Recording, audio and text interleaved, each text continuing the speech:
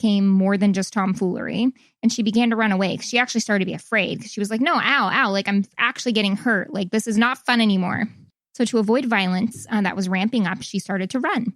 She began to run through the thick snow when one of the boys tripped her purposefully and she fell into a puddle. The boys, when she fell, pulled off her boots, her winter boots, and her coat, trying to grab at her to pull her back, and she continued her attempt to flee barefoot. And there's like, I didn't read how much snow was on the ground, but based on everything I read, it was like probably a foot or more of snow. Like there was a significant amount of snow. For a 5-year-old, that's hard to run through. One, yeah, because you're so small, so that has to be up to your knees probably. And now she's shoeless and coatless. So at this point, Silje was screaming, trying to sprint through the snow, but now without shoes. One boy managed to grab her again, and the two boys, which this part's violent, the two boys beat her, kicked her, hit her with stones until she was unconscious. Like she was bleeding. They really, a 5-year-old and a 6-year-old were able to render her unconscious. So you know that like.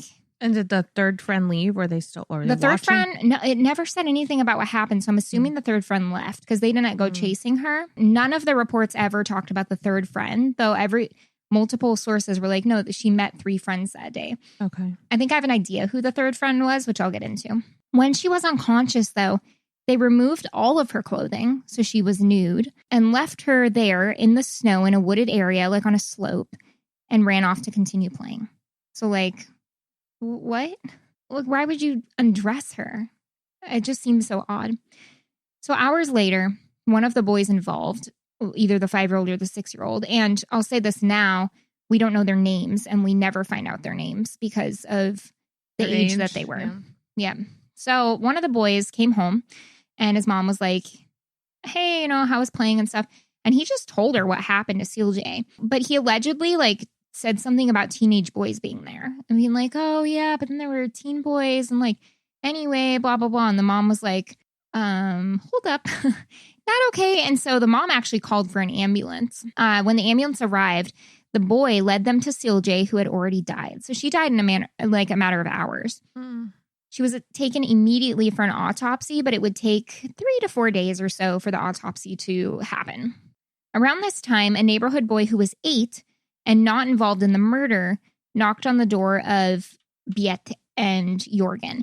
And I'm wondering if maybe this was the third child that was there, because the 8-year-old tells them that Silje had been found dead on a slope where he was sledding.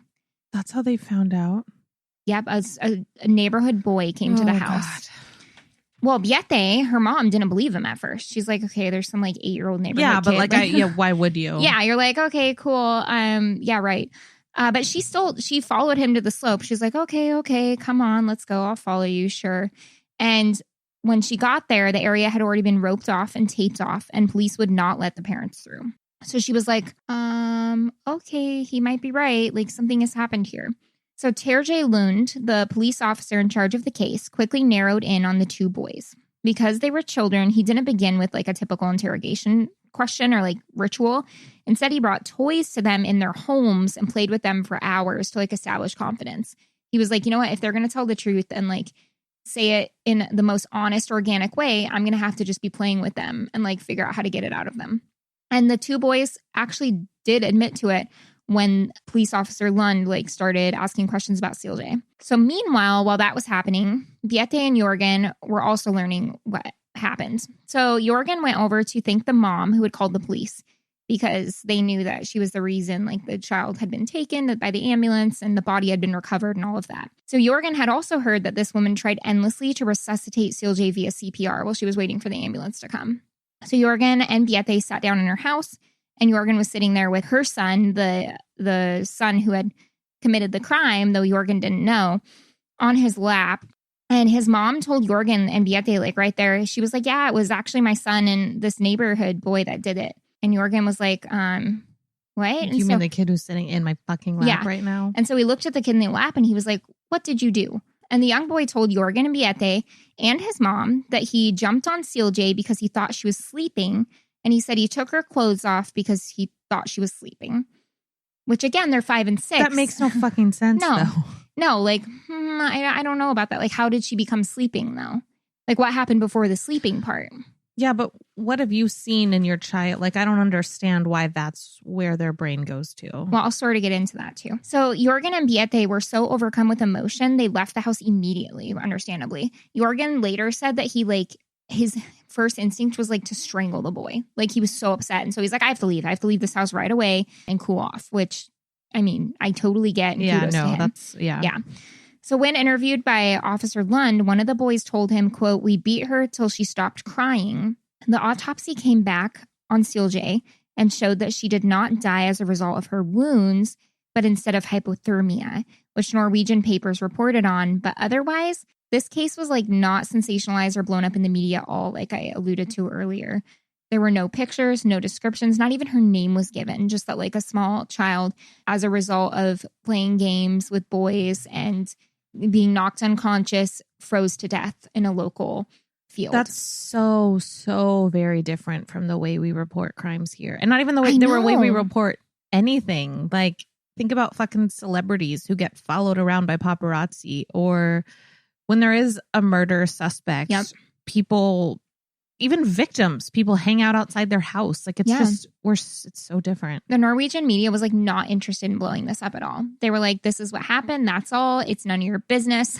And we're Norway. done. Tell us why. We're curious. Yeah, let us know. But also, I kind of like how that media is. I think I'd like to see more of a middle ground between what they do and what we do. Yeah.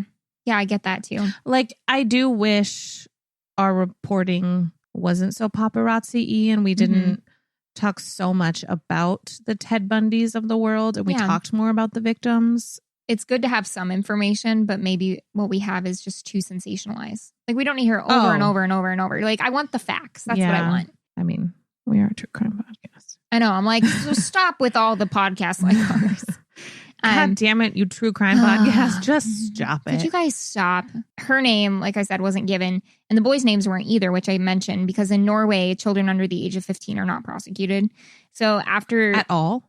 No. So they just get to go live normal lives? Yes. So after a couple days, the two were back in school, the boys. For protection of the two boys began attending a new school, and they were set up with counselors. And the boys stayed living in their home, but had like full-time psychologists. I have mixed feelings on that. So I read a lot of different articles about how Norway approaches this, and I am no Norway expert at all. But based on what I read, I can understand on a shallow level that multiple people kept saying, like professionals in Norway kept saying that we see everyone involved in a crime as the victim, and we 100% believe in rehabilitation over prison or prosecution. So their whole modus vivendi or way that they operate is to try to rehabilitate people in every single way they can before they approach imprisonment, which I kind of like, honestly. Their crime rates are low. They believe in trying to help people, and they believe that criminals, even though they did a terrible thing, have some sense of victim to them too. Not all the same. I'm not saying I condone that they believe this necessarily, but like not all the same as a murder victim, but that everybody lost in the game, which is true. I mean, there was a loss for everyone. So I can see why they would say that. Yeah. I mean, again, that's the opposite of what we do. Yes. And Great Britain, which they kept comparing this to Great Britain a lot because 20 months earlier, a similar case happened in the UK. 2 boys killed a little boy, and they're all about the same age. And that little boy, those 2 little boys got like all over the media and were prosecuted. And like, it was a whole thing. I didn't read all about it, but they kept comparing the 2 cases because they were handled so differently and just like miles apart in Europe. I mean, I do wish that we cared more about rehabilitation and reform. Yeah. And believed in people more. Like, I think it's kind of horseshit that like felons can't vote. It's like once you make a mistake in America, and I'm not saying like killing someone is just a mistake, but I mean, there's crimes that are felonies that aren't murder and aren't even violent. Yeah. And we just take away every piece of like that's human thing about them. That's probably not the first step. Yeah. Yeah.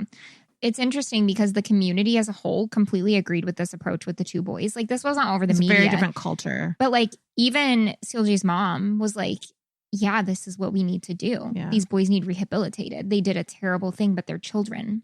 And Biete even said, quote, they need compassion. They must be treated as children and shown kindness and concern rather than vengeance, which is, I get, I get that. It's a different culture. That's incredible of her parents. Because I can't imagine what they Oh, I know. Well, their first instinct, Jorgen was like, I want to kill this child. Yeah. But then that's mine too. Yeah. Well, I imagine any gut instinct would be rage. Yeah. So the psychologist who treated the two boys said, quote, it's really got something to do with how you treat the children. What we were concerned with was to do everything we could to prevent these children from developing further into dangerous and criminal individuals. And to do that, you have to keep children integrated in a normal environment. So his belief was, because he had to stay, or she actually, I'm sorry, I'm not sure if it was a female or male. This psychologist believed that the children needed to be in their normal environment in order to normalize and move on from this and address whatever psychological issues were happening. And she or he stayed with them until they were in their early 20s. The court said that they had to stay with them until 18. Mm-hmm. And then the psychologist could then decide, I think, to stay with them until they're 23 and keep an eye on them, almost like a caseworker, but a psychologist. So the psychologist grew up with these children. There's still, however, the looming question, why? Why did they do that? They seem to be playing fine. It was children she's played with before, and then one day they just kill her. So according to some reports, one of the boys had been sexually assaulted multiple times previously. So they're like, well, maybe that played a role. Some people believe that they just got into too rough of play and it was just rough play. I don't really believe that. They stripped her naked. That's more than rough play, Some people think maybe they started to play and a big argument happened and the boys got very mad and just teamed up on her. That effect where there's multiple people, you're more likely to do something in a crowd than something you would do independently. But that's it for the why. Nobody knows why. They never said why. They were just yeah, we did it and we beat her and she was crying a lot and then she fell asleep and we took her clothes off and then they just kept playing. So now the boys are 30 and 31 years old and they're still anonymous. Neither have performed other violent crimes because the psychologist will occasionally give updates to the community, but they're still not named. So everyone in this small community knows who it is. Who they are. Yeah. So neither of them have performed other violent crimes, and they still visit Silje's murder site and have candle vigils and things like that. The boys even go. I guess I should say the men now. So one contact in the community said that one of the boys, now men, struggles greatly psychologically because of what he did, and he's actually homeless now, which is so sad.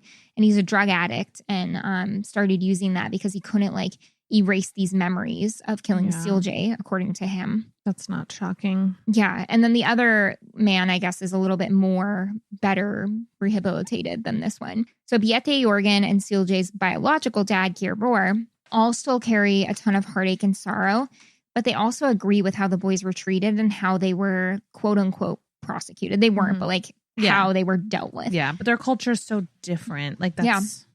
If you ask people in Trondheim about the murder of Silje, actually, BBC reported that most people don't actually remember it. Because of the process taken and the absence of the media stirring the pot and fanning the flame, when crimes happen, people, as BBC said, people have a tendency to be like, oh, yeah, I don't really remember that because they read it once in the paper and that's it. Yeah. Whereas in America, we see something 100 times every single day.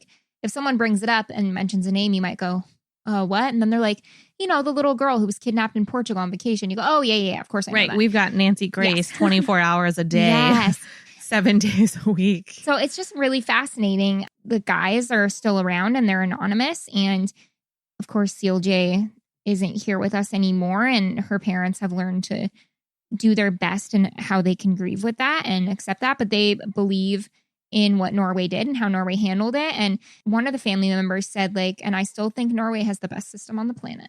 Yeah, I admire that a lot. It's a different culture. That's a case that has happened in the US and could happen again. But the story itself is so very different from what we're used to here and how we'd handle it here. And it is really interesting to hear a different way that it's handled. Absolutely. Yeah. So I don't know if your case is handled in similar ways. Maybe not, because I don't know if it's children or not. But I feel so sad because I get it. I get that the media doesn't report like information about the victim. Absolutely. But also it would have been nice to share a little more about Silje. Yeah. I do get why. Yeah. Well, and I'm sure that a lot of times it's up to the family. Obviously, the family could come out and tell journalists everything and that would get reported. But I 1000% understand them being